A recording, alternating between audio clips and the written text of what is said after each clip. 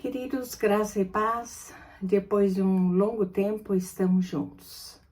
E através dessa conexão, queremos estar na presença de nosso Deus Pai, Filho e Espírito Santo, apesar das nossas limitações, dores, angústias do existir, Ele nos concede a graça de estarmos juntos. E para este momento, eu gostaria de pensar com vocês sobre o tema, o princípio do saber. O saber, o conhecer, o aprender, o desenvolver o conhecimento de quem somos, de onde viemos e por que estamos aqui. Que nosso bom Deus possa usar este momento para a edificação de cada um de nós.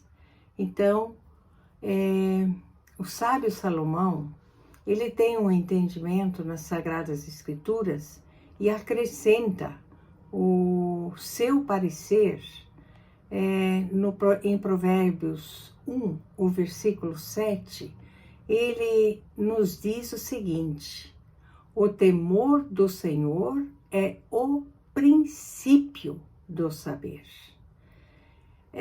O que é de fato temor? Poderíamos pensar em medo? Não. Poderíamos pensar em respeito, com atenção, com reverência, em se tratando temor ao Senhor? Sim, temor ao Senhor tem a ver com reverência, com atenção, com respeito. E o princípio do saber é a base, é a fonte, é o fundamento. Esse saber, conhecer, é divino, ele é atemporal, ele não tem nada a ver com o meu e o seu conhecimento, das coisas secundárias, das coisas que dominam o universo. Ou seja, nós investimos em conhecimentos gerais, seculares, que nos ajudam a desenvolver o nosso intelecto. Nos promove no mercado secular, nos facilita em muitas frentes esse conhecimento secular. Porém, Salomão nos diz de usar o saber que não encontramos na formação escolar, na formação acadêmica ou em outros segmentos. O que falta ou o que não nos falta é gente querendo ensinar, Desde receitas, remédios, enfim, tem muita gente querendo ensinar. Mas o que nós queremos refletir e pensar é exatamente este saber que se fundamenta no conhecimento de quem Deus é, do que contém nas Sagradas Escrituras e também daquilo que Deus revela para dentro da nossa existência no dia de hoje, de amanhã e também dos dias que já passaram e que nós aprendemos muito. Agora, se a base do saber é temer a Deus, é temer ao Senhor, como isso se desenvolve? Gostaria de pensar com vocês uma palavra de Tiago, capítulo 3. Nos versículos 13, ele faz uma pergunta, na época, para o povo que o acompanhava, ele era um dos apóstolos, e para nós hoje, que somos os seus leitores, queremos aprender com o apóstolo também na palavra de Deus. E ele faz uma pergunta que eu acho pertinente, importante. Agora, ele diz o seguinte: quem dentre vocês é sábio e inteligente? E eu quero chamar para mim essa pergunta também. quem entre nós agora podemos então pensar que é sábio e inteligente? Como você e eu podemos pensar e responder? Tiago continua essa argumentação no versículo 13. Ele diz: mostre em mansidão de sabedoria, mediante condigno proceder, as suas obras. Ou seja, ele faz um caminho completamente diferente do que sentado numa cadeira de escola ou de qualquer outro tipo de aprendizagem.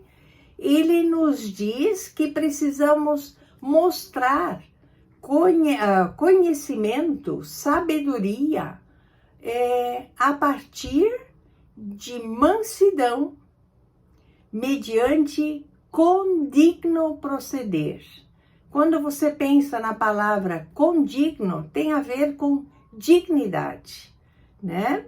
E também nas obras, naquilo que fazemos, naquilo que pensamos, naquilo que realizamos, de alguma forma ou de outra, revela se somos sábios, se temos inteligência, né? Para de fato se posicionar. E eu quero mexer um pouco conosco nessa questão de sermos de fato inteligentes, sábios, na nossa forma de viver, de existir, de agir.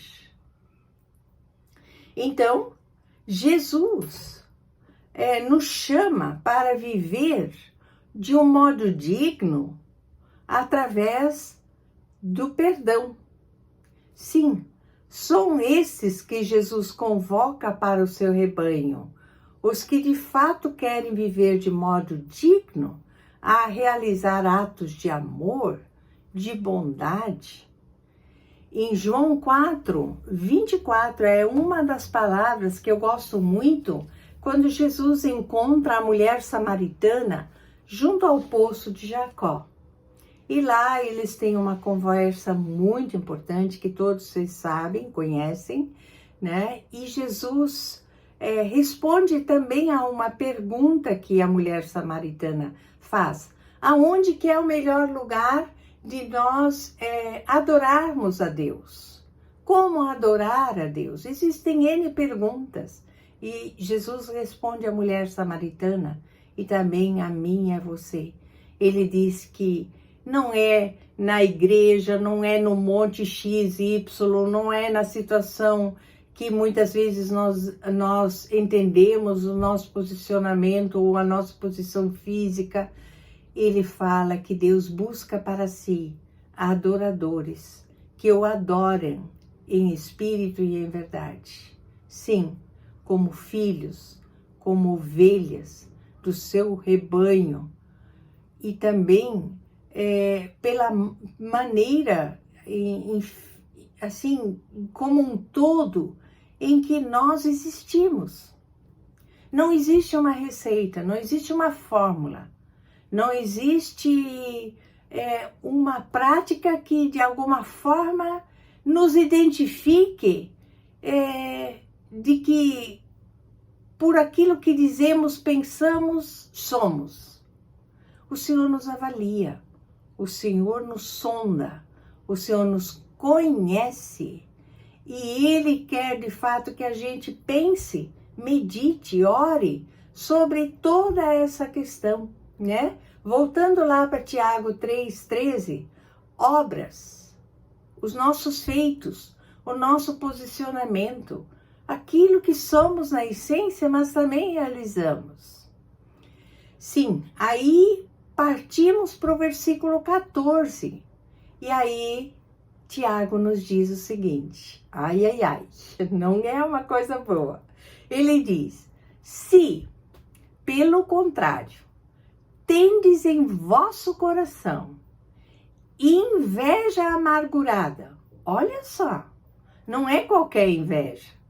Não é uma inveja que a Bíblia condena, que a gente não pode invejar as coisas do próximo. Ele fala de uma inveja amargurada. E eu confesso para você que eu acho que é o único lugar na Bíblia em que podemos encontrar essa inveja amargurada, né? Poderia aqui citar alguns exemplos, mas o tempo corre, né? E aí ele diz, né? E sentimento egoísta, sabe? Inveja amargurada, sentimento egoísta. Aí eu coloquei reticências, porque ele diz muitas coisas mais que depois você verifica. E ele fala ainda, nem mentais contra a verdade. Como que a gente pode, né, agir desta forma? E aí ele continua dizendo, né, que Deus deseja, não, isso o Tiago não diz, isso sou eu que digo.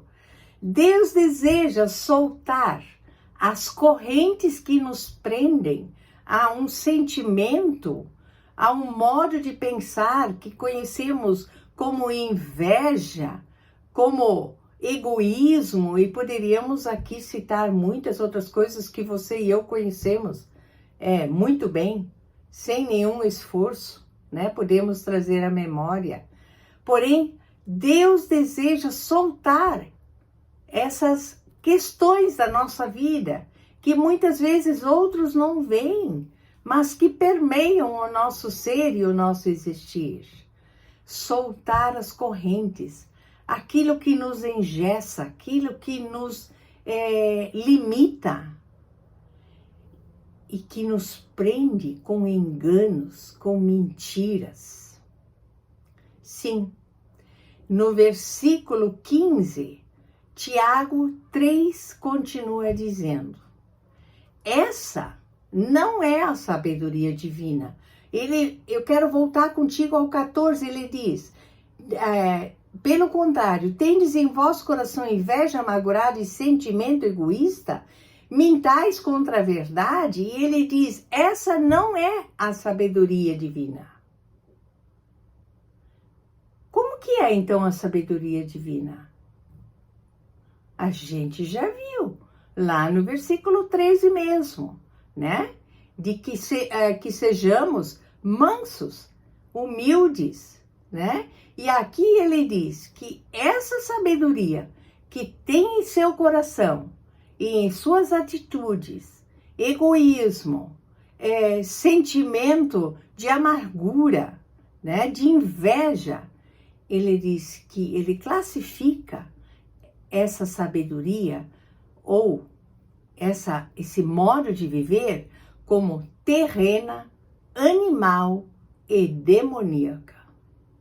Ah, meus amados, minhas amadas e preciosas, eu quero dizer para vocês que a Igreja de Jesus Cristo, corpo de Cristo, está contaminado e precisamos de advertência, voltar ao temor ao Senhor. Precisamos voltar a conhecer o princípio da sabedoria, que é temer a Deus e entender relevância nas Sagradas Escrituras, quando elas nos advertem, nos ensinam e nos põem a nos coçar, né? Para podermos entender o que é de fato divino. E o que não é divino é terreno, animal e demoníaco. Simples assim. Sem entrelinhas. Podemos juntar a esse conteúdo de Tiago 3, 15, Gálatas 5, 16 a 21. Não são os frutos do Espírito, são as obras da carne, que é maledicência, inimizade, porfias, e aí vai, fofocas, sabe? Ira, todos nós temos também na carne a nossa falência. E para isso somos despertados também neste lugar a avaliar, a orar, a buscar por meio de Cristo e o seu Santo Espírito que agem, movem e removem todo tipo de prisão que muitas vezes a gente nem se dá conta. E aí nos ajuda Davi no Salmo 139, 23 e 24, quando ele nos convida também hoje a orar. Sonda-me, ó Deus, nos versículos 23 a 24. Sonda-me, ó Deus, vê se há em mim algum pecado oculto, que me tira a alegria de viver, que me tira o prazer. Aonde foi que as coisas ficaram e trouxeram para nós sobrecarga e cada vez mais cargas? O Senhor nos chama ao arrependimento, à confissão, a perdão, que libertam em Cristo Jesus, que traz para nós por meio da cruz, morte e ressurreição, libertação.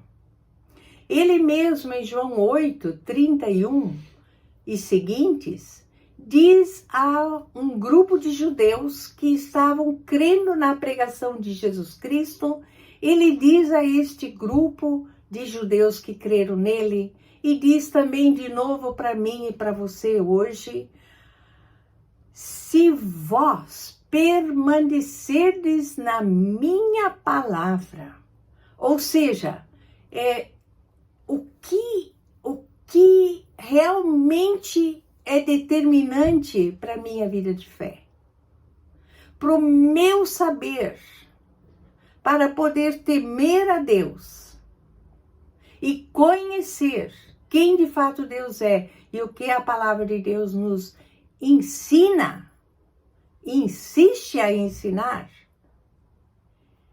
Permanecer na Bíblia, nos ensinamentos daquilo que você já sabe, não só conhece, mas praticar. É fácil? Não. É difícil. Mas com Cristo é possível.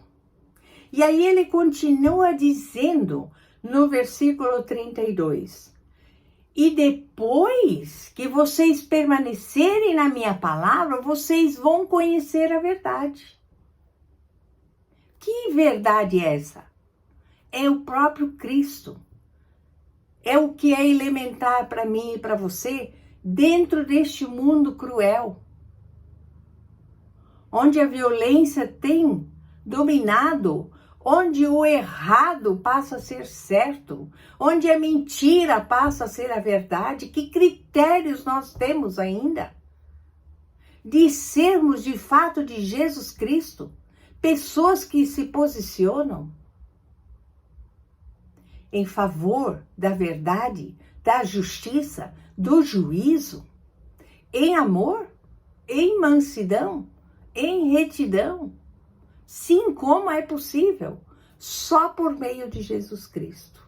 Porque o viver em Cristo transforma. O viver em Cristo traz mudanças.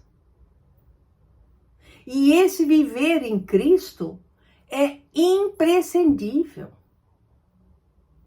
Para que a gente possa amar e temer a Deus, Ele nos trouxe esse ensino na prática. E como vivemos também como igreja. Quantas coisas ruins que são terrenas, que são carnais, que são demoníacas. Não esqueça isso. O Senhor quer nos abençoar. Ele quer nos ajudar.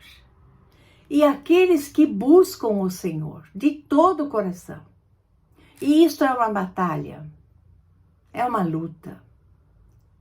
porque temos muitas adversidades. Eu quero ler ainda na íntegra os versículos 17 e 18 de Tiago 3. Eu espero que vocês possam ler o livro de Tiago todo. Ele tem muitos ensinamentos e ensinamentos relevantes para a vida prática do cristão. E aí ele diz o seguinte: a sabedoria, porém, lá do alto, é primeiramente pura, não se mistura. Depois, pacífica, indulgente, tratável, plena de misericórdia e de bons frutos, imparcial, sem fingimento. Ai, ai, ai. Olha só, que a gente possa ser abençoados e buscar esses valores que são eternos e são divinos, que não tem nada a ver com o demônio que muitas vezes nos cerca, entra na nossa casa e o pior disso, quer entrar em nós. E cabe a nós fecharmos para o mal. Por mais que soframos, temos que ter integridade, dignidade e também conhecer as Escrituras e por elas nos pautar. E o versículo 18, concluindo, diz: ora, é em paz que se semeia o fruto da justiça, para os que promovem a paz. Olha só, ora, é em paz que se semeia o fruto da justiça, para os que promovem a paz.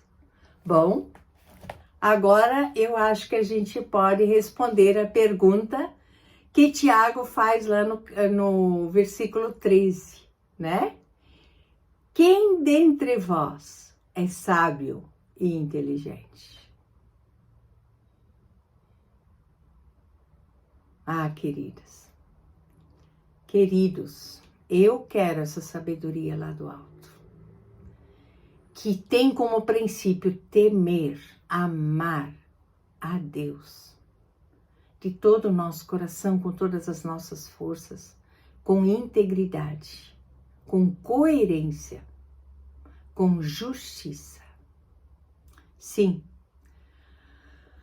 o Senhor revela através desse saber mansidão, pureza, paciência e muitas outras coisas mais. E aí podemos orar: sonda-me, limpa-me, liberta-me, transforma-me, Senhor Jesus. Esse é o meu desejo para minha vida, para minha caminhada de fé. Mais do que tudo que alguém possa querer neste mundo, eu quero temer a Deus, que é o princípio da sabedoria, e desejo para você, e que você possa responder: quem de nós é sábio e inteligente? E que a gente possa praticar aquilo que também ouvimos. Com todo o meu amor e carinho. Até breve. Dia 20 de maio, estaremos pessoalmente juntos. Já estou feliz de poder estar com vocês. Amo vocês. Deus vos abençoe e sustente com a sua destra fiel. E vos guarde. Amém? Beijos.